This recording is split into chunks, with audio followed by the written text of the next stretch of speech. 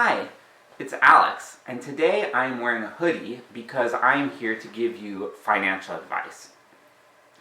Today I want to talk about the hidden costs of car ownership.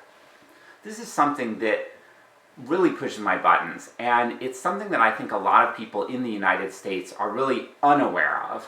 There's kind of a culture of cars and glorification of cars in the US. And I think part of that car culture is in the form of people downplaying the costs of cars and sort of exaggerating their benefits.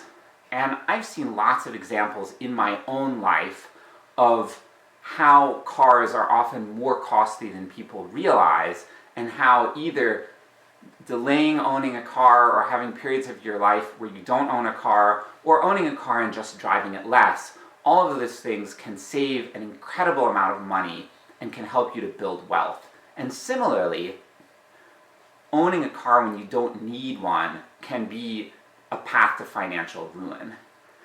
And I've seen the difference in these things both in my own life, because I've had periods of my life where I owned a car and periods where I didn't, and in comparing my lifestyle to others, because I've tended to use a car less than most Americans do.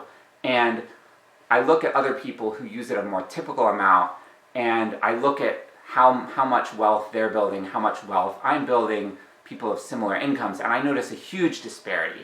I've seemed to be pretty good at building wealth. I'm good at saving money, and I see a lot of other people who earn more money than me. They have higher salaries, or they're getting a higher hourly rate, working more hours, and they still struggle to build wealth. They still struggle to save money, struggle to make ends meet.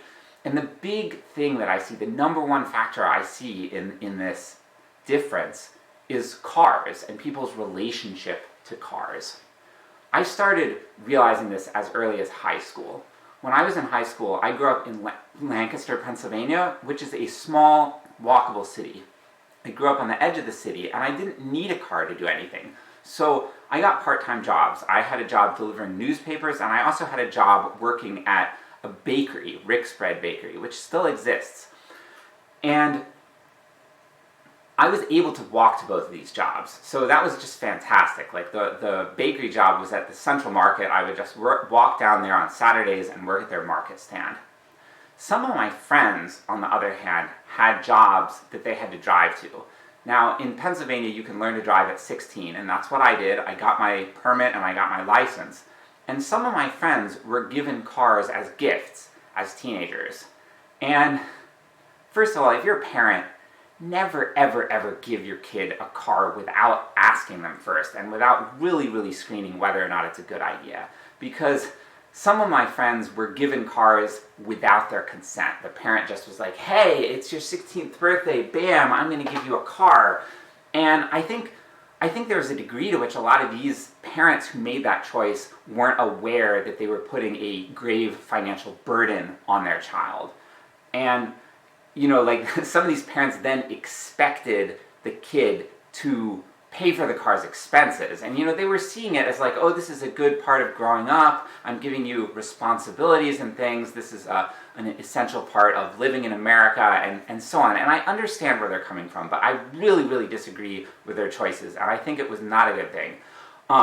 So these friends who were given cars, they all had to get jobs. And, you know, I think it's great to have jobs when you're a teenager. Like, I obviously did it. I had multiple jobs. I had not only the paper route and the bakery job, but I also took on other odd jobs like babysitting, fixing people's computers, tutoring, and so on. So, like, I'm a huge fan of that aspect of it.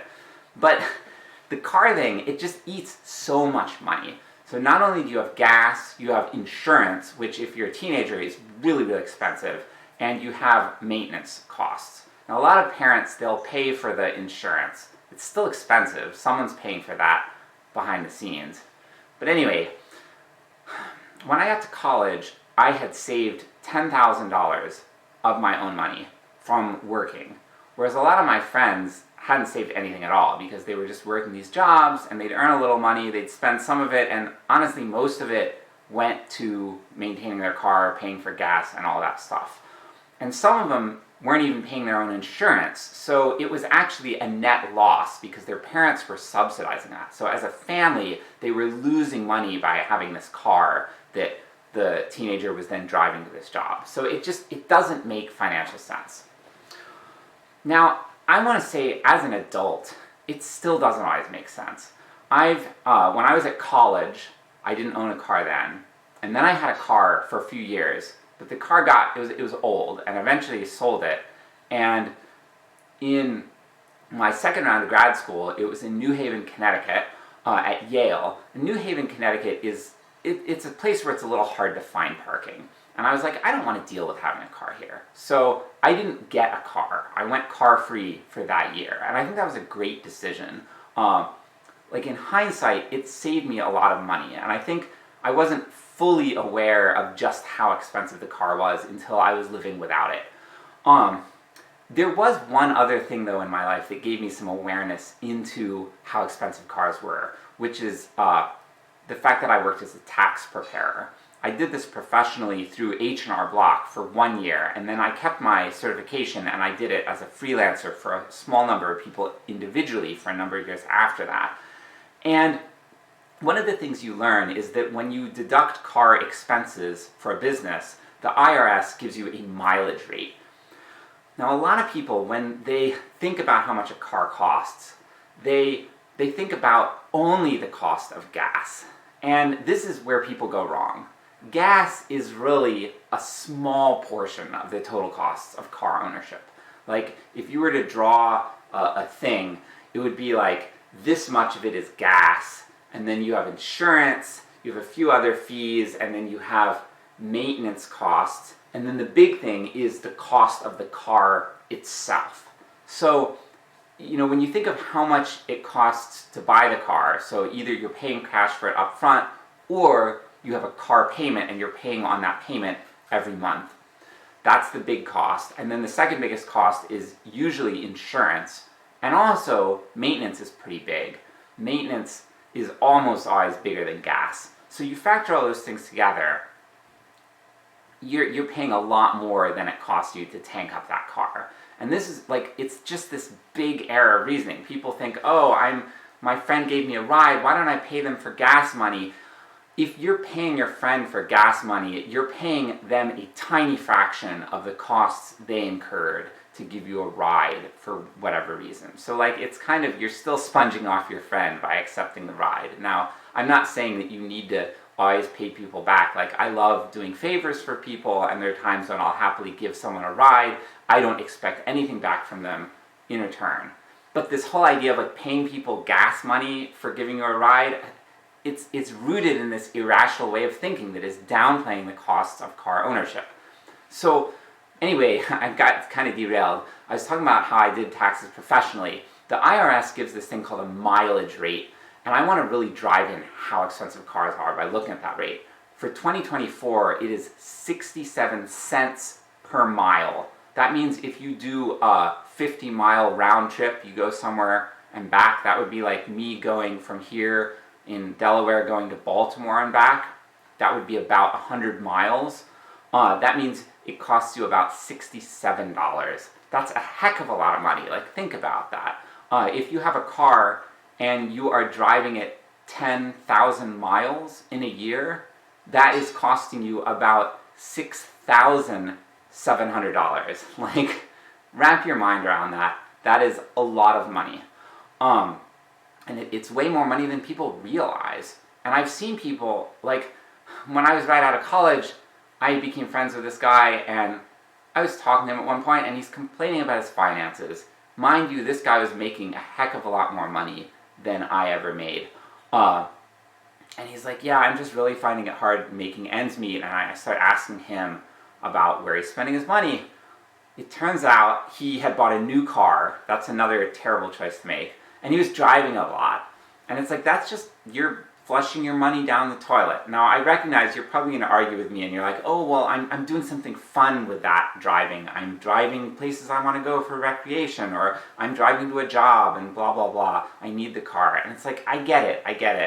But you still need to factor this in when you're making choices like where to live. Are you living closer to your job or farther from your job?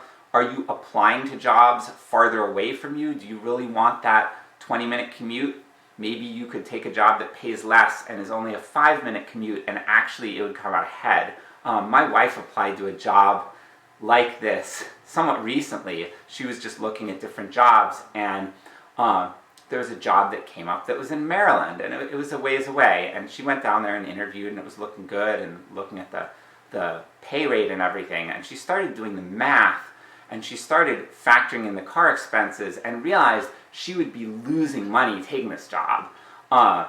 And it's like, you gotta think critically about this stuff. It may look like the pay rate is a little higher, but if you have a longer commute, you might lose money. The really big savings, though, come if you are able to sort of holistically reduce your use of cars by having, like, if you're a family and you can scale back from 3 cars to 2 or scale back from 2 cars to 1, that's where you really start to save. And similarly, if you live in a walkable community. Here I am in Newark, Delaware. We bought this house. A huge factor in why we bought this house was the fact that Newark is so walkable. And we don't drive very often. Like, I drive maybe twice a week, and it's usually to go to the supermarket, or maybe to go somewhere with a friend. But like, I can go so many places without driving, and I love it. And my bank account loves me for it too, because it just, like, if you're not driving very much, you don't end up spending much maintenance on your car, because, like, the car just doesn't wear out as much. I noticed this. There were a couple of years of my life where I drove a lot. I was commuting back and forth from Delaware and Philadelphia. That's a pretty long trip, and when you're doing it like 3 times a week, the miles add up. And all sorts of things were going wrong with my car. I had to replace the suspension on the car, because, like, you're driving on the road and it's bumpy roads, and you know that goes, and then something goes wrong with the engine, and like this will be like $700 there, $500 there, and you have to get the oil changed more often, and it just, these costs add up really quickly. Whereas now, I drive the car like a couple thousand miles a year at most, and I'll take it in for an oil change once a year, and they're like, oh, it looks great, your engine is in such great shape, like, wow, this is such an old car, but I'm so impressed, like, how well you've kept it up. And I'm like, I'm not doing a lot to keep it up much, I'm just not driving it too much, you know? So this is the thing you can think about. Like, it also saves on your insurance. If you have a very low amount of mileage, you get a huge discount on your insurance. So, you know, it can be like thousands of dollars that you can save going from like driving 10,000 miles a year to driving like 2,000 miles a year. You save incredible amounts. So there's just so many ways you save, and this is true even if you still own a car. You're like, okay, the US is such a car-dependent society, that sucks, I hate it, we can't change that overnight, but what we can do is we can structure our life to reduce our use of the car. And it's just such a great thing to do. It's been such a great source of savings in my life and has really helped me to build my financial wealth. And it's also just an all-around great thing overall, because frankly, driving sucks. Like, yeah, I know sometimes it can be fun to drive, but like 99% of the time when I get on the roads, especially here on the East Coast, there's traffic everywhere, and other drivers can be aggressive, they can be rude, you can get stuck in this awful traffic jam. It's no fun, it stresses you out, it stresses me out. Minimizing that improves my quality of life, and doing things like biking and walking, it's healthy, it's more fun, it's just like, I'm healthier, I'm happier, and so the indirect benefits of it are just huge. So that's like my big secret for unlocking how to live better, is just minimize or reduce your use of the car. Think critically about the true costs of car use and car ownership. So yeah, that's what I have to say. I hope that this can enrich your life as a result. Thanks for listening, and have a really great rest of your day.